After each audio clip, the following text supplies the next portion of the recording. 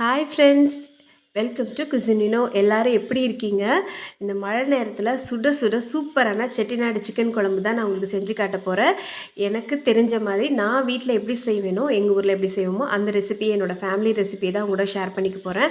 So கண்டிப்பாக try பண்ணி பார்த்துட்டு உங்களோட ஃபீட்பேக் சொல்லுங்கள். ஸோ ரெசிபிக்குள்ளே போகிறதுக்கு முன்னாடி நம்ம சேனலுக்கு இப்போ தான் நீங்கள் ஃபர்ஸ்ட் டைம் பார்க்குறீங்கன்னா ப்ளீஸ் சப்ஸ்கிரைப் பண்ணிக்கோங்க, பெல் சிம்பலையும் கிளிக் பண்ணிக்கோங்க. அப்போ தான் நான் உங்களுக்கு எந்த வீடியோ போட்டாலும் மிஸ் ஆகாமல் நோட்டிஃபிகேஷன் வரும், நீங்கள் பார்க்கலாம். அதோட நிறைய ரெசிபீஸ் மட்டும் இல்லை, விலாக்ஸு, ஷாப்பிங் எல்லாமே வரப்போகுது. ஸோ கண்டிப்பாக சப்ஸ்கிரைப் பண்ணி வச்சுக்கோங்க. அதோட உங்களோட சப்போர்ட்டும் கொடுங்க. உங்களோட எந்த கமெண்ட் இருந்தாலும் சரி இருந்தாலும் கொடுங்க. அதோட வீடியோ பிடிச்சிருந்தா லைக் பண்ணுங்கள், ரெசிபி பிடிச்சிருந்தா ஷேர் பண்ணுங்கள். இப்போ நம்ம ரெசிபிக்குள்ளே போகலாம் ஃப்ரெண்ட்ஸ். இந்த செட்டிநாடு சிக்கன் குழம்புக்கு பார்த்திங்கன்னா உங்களுக்கு பேசிக்காக ஒரு மசாலா, முக்கியமான மசாலா நம்ம தேவை. அதுக்கு என்னென்ன தேவைன்றத சொல்கிறேன். ஒரு சின்ன துண்டு அளவுக்கு பட்டையை ஒரு 3 உடச்சி நான் எடுத்து வச்சுருக்கேன். ஒரு 3 கிராம்பு எடுத்து வச்சுருக்கேன். அப்புறம் இந்த செட்டிநாடு சிக்கன் குழம்புக்கு வந்து பார்த்திங்கன்னா இந்த கல்பாசி, இந்த மசாலாவில் கல்பாசி அவசியம் சேர்க்கணும். ஸோ அது முக்கியமானது, அதை மிஸ் பண்ணிடாதீங்க, அதை வச்சுக்கோங்க. அதுக்கப்புறம் வந்து ஒரு 5-6 காஞ்ச மிளகாய், உங்களோட காரத்துக்கு தகுந்த மாதிரி நீங்கள் கூட குறைச்சி போட்டுக்கலாம். நான் ஒரு 5லேருந்து 6 காஞ்ச மிளகாய் போட்டிருக்கேன். ஒரு கொத்து அளவுக்கு கருவேப்பிலை போட்டிருக்கேன். ஸோ ஃப்ளேவர் ரொம்ப நல்லாயிருக்கும் அப்படின்றதுனால. அப்புறம் மிளகு வந்து 1 டேபிள் ஸ்பூன் அளவுக்கு மிளகு, 1 டேபிள் ஸ்பூன் அளவுக்கு சீரகம், 3/4 டேபிள் ஸ்பூன் அளவுக்கு சோம்பு போட்டிருக்கேன். ஒரு 5-6 முந்திரி பருப்பு, அப்புறம் 2 டேபிள் ஸ்பூன் அளவுக்கு கொத்தமல்லி, முழு கொத்தமல்லியை எடுத்து வச்சுருக்கேன். இப்போ இது எல்லாத்தையும் நம்ம வந்து எண்ணெய் இல்லாமல் ட்ரை ரோஸ்ட் பண்ண போகிறோம். ஏன்னா இது வந்து இந்த மாதிரி பண்ணிங்கன்னா உங்களுக்கு நல்லாயிருக்கும். இந்த பவுடராக பண்ணி கூட நீங்கள் ஸ்டோர் பண்ணி வச்சுக்கலாம். பட் தேங்காயை நான் வந்து தனியாக தான் வந்து செய்ய போகிறேன். நீங்கள் துருவியே சேர்த்துக்கலாம், இந்த மாதிரி மிக்சியில் பவுட்ரு பண்ணிவிட்டு எடுத்துக்கலாம். இதுக்கு வந்து மீடியம் சைஸில் 2 தக்காளி, சின்ன வெங்காயம் 1 புடி அளவு சேர்த்துருக்கேன். பெரிய வெங்காயம் மீடியம் சைஸில் ஒரு பெரிய வெங்காயம் நீளமாக கட் பண்ணி எடுத்து வச்சுருக்கேன். இப்போ ஃபஸ்ட்டு நம்ம வந்து இந்த பொடிக்கு உள்ளதெல்லாம் நம்ம தனித்தனியாக ரோஸ்ட் பண்ணி எடுத்து வச்சுக்கலாம். மற்றபடி வந்து தேங்காயை நம்ம தனியாக தான் ப்ரிப்பேர் பண்ண போகிறோம். ஸோ இப்போ வாங்க இந்த பொடிக்கு எப்படி ரோஸ்ட் பண்ணுறதுன்னு பார்த்துடலாம். அதுவும் வந்து ரொம்ப கேர்ஃபுல்லாக பண்ணணும். எல்லாத்தையும் ஒன்றா அள்ளி போட்டு வறுக்கக்கூடாது. ஒன்று ஒன்றா கரெக்டான பதத்தில் ரோஸ்ட் பண்ணிங்கன்னா தான் உங்களுக்கு அந்த ஃப்ளேவர் கரெக்டாக இருக்கும், நல்லா நுணுங்கி வரும். ஃபஸ்ட்டு முந்திரியை போட்டு ரோஸ்ட் பண்ணிவிட்டு அடுத்து மிளகாயை ரொம்ப கருப்பாக்காமல் நல்லா மொறுமொறுன்னு வர அளவுக்கு நீங்கள் லோ ஃப்ளேமில் வச்சு எல்லாத்தையுமே வருங்க. அதை வறுத்ததுக்கப்புறம் இந்த கொத்தமல்லியும் போட்டு நல்லா செவக்க வாசனை வர அளவுக்கு வறுத்துக்கோங்க, கருக்கிராமல் வறுத்துக்கோங்க. அது முடிஞ்சதுக்கப்புறம் நம்ம அந்த மசாலா பொருள் எடுத்து வச்சுருக்கோம் இல்லையா, நட்சத்திரப்பூ, அப்புறம் பட்டை, கிராம்பு, அந்த இதெல்லாம் எல்லாத்தையும் போட்டு நல்லா ரோஸ்ட் பண்ணிக்கோங்க. அது கொஞ்சம் ரோஸ்ட் ஆனதுக்கப்புறம் மிளகு போட்டுக்கோங்க. மிளகு வந்து பொரியும். ஸோ புதுசாக பண்ணுறவங்க கொஞ்சம் கவனமாக பண்ணுங்கள், வெடிக்கிற மாதிரி இருக்கும். அதுவும் எல்லாம் பொரிஞ்சதுக்கப்புறம் அதையும் எடுத்து வச்சுட்டு லாஸ்ட்டாக வந்து இந்த சோம்பு சீரகம் போடுங்க. முன்னாடியே சேர்த்துட்டிங்கன்னா சில சமயம் கருகிரும், அதனால தான் இது லாஸ்ட்டாக நம்ம சேர்க்குறது. இதில் வந்து இந்த நம்ம எடுத்து வச்சுருந்த கல்பாசிப்பூ, சோம்பு சீரகம் 2யும் போட்டு நல்லா லோ ஃப்ளேமில், நல்லா ஞாபகம் வச்சுக்கோங்க, லோ ஃப்ளேமில், மீடியம் ஃப்ளேமில் வச்சிங்கன்னா ரொம்ப சீக்கிரம் சூடாகிடும். ரொம்ப கருகிருச்சுன்னா உங்களுக்கு டேஸ்ட் நல்லா இருக்காது. இது நல்லா ரோஸ்ட் பண்ணிக்கோங்க.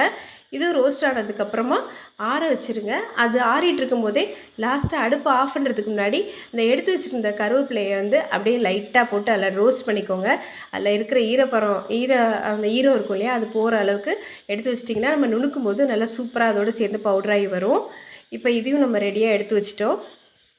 இப்போ தேங்காயை வந்து நான் மிக்சியில் நல்லா போட்டு நல்லா நுணுக்கிட்டேன். அதை வந்து ரொம்ப வாசனை வர அளவுக்கு நல்லா உதிர அளவுக்கு நீங்கள் ரோஸ்ட் பண்ணால் போதும். லேசாக செவக்க வறுத்தா போதும், ரொம்ப செவக்க வறுக்க தேவையில்லை. இது சைடில் ஆறிட்டு இருக்கும் போதே நம்ம இந்த தேங்காயை இந்த மாதிரி ரோஸ்ட் பண்ணி எடுத்து வச்சுக்கலாம். எல்லோரும் வந்து பார்த்திங்கன்னா இதில் தேங்காய் இதோடு சேர்த்தே நல்லா பவுட்ரு பண்ணி போடுவாங்க. ஆனாலும் அது குழம்புக்கு வந்து ஈடு காணாது சில சமயம். அதோடு வந்து பார்த்திங்கன்னா ஒரு குறகுறப்பு டெக்ஸ்சர் கொஞ்சம் அதிகமாக இருக்க மாதிரி எனக்கு ஒரு ஃபீல் ஆகும். அதனால் தேங்காயை தனியாக தான் நான் தண்ணி விட்டு அரைச்சி வைப்பேன். மசாலா பொடியை தனியாக நான் அரைச்சிக்குவேன். ஸோ நான் அந்த மாதிரி தான், அந்த மெத்தட் தான் உங்களுக்கு நான் சொல்லித்தரேன். இப்போ பாருங்கள், தேங்காயை நான் வதக்குனதுக்கப்புறம் இதுமாரி தண்ணி விட்டு அரைச்சி எடுத்து வச்சுருக்கேன். இப்போ ஒரு இந்த குக்கரில் தான் நம்ம பண்ண போகிறோம். சீக்கிரம் வேகும் அப்படின்றதுனால நீங்கள் நேரடியாக கடாயில் கூட பண்ணலாம்.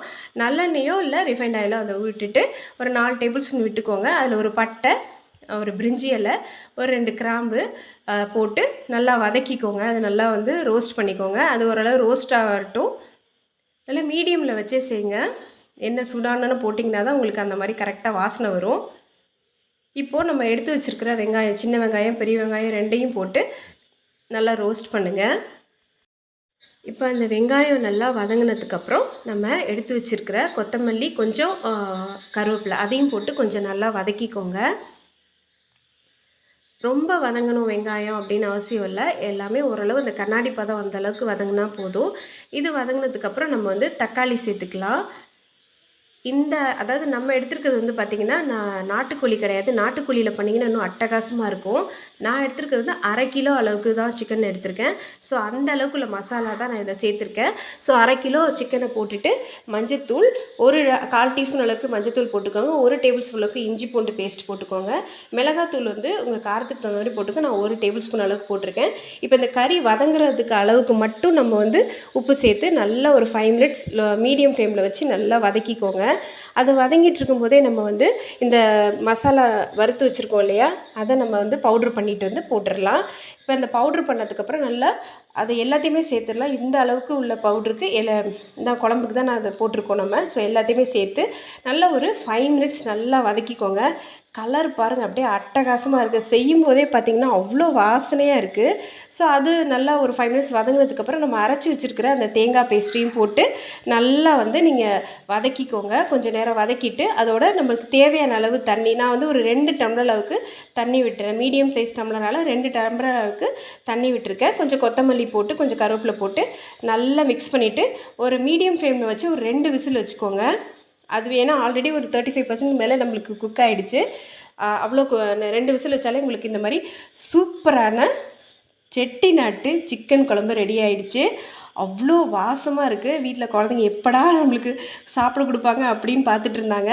நான் அப்போ ரைஸ் வைக்கல, காலையில் வச்ச இட்லி தான் இருந்தது. சுட சுட குழம்ப இட்லியில் ஊற்றி அப்படி சாப்பிடும்போது அப்படி ஒரு டேஸ்ட்டு அட்டகாசமாக இருக்கும். இதுக்கு நீங்கள் சைட் டிஷ்ஷாக செட்டிநாடு மிளகு பிரட்டலோடு சேர்த்து சாப்பிட்டு பாருங்கள். ரைஸுக்கு இன்னும் அட்டகாசமாக இருக்கும். இப்போ இட்லி தான் இருந்தது. ஸோ அதோட டேஸ்ட் பண்ணி பாருங்கள், அவ்வளோ சூப்பராக இருக்குது. ஸோ கண்டிப்பாக இந்த ரெசிபியை ட்ரை பண்ணி பார்த்துட்டு உங்களோட ஃபீட்பேக் சொல்லுங்கள் ஃப்ரெண்ட்ஸ்.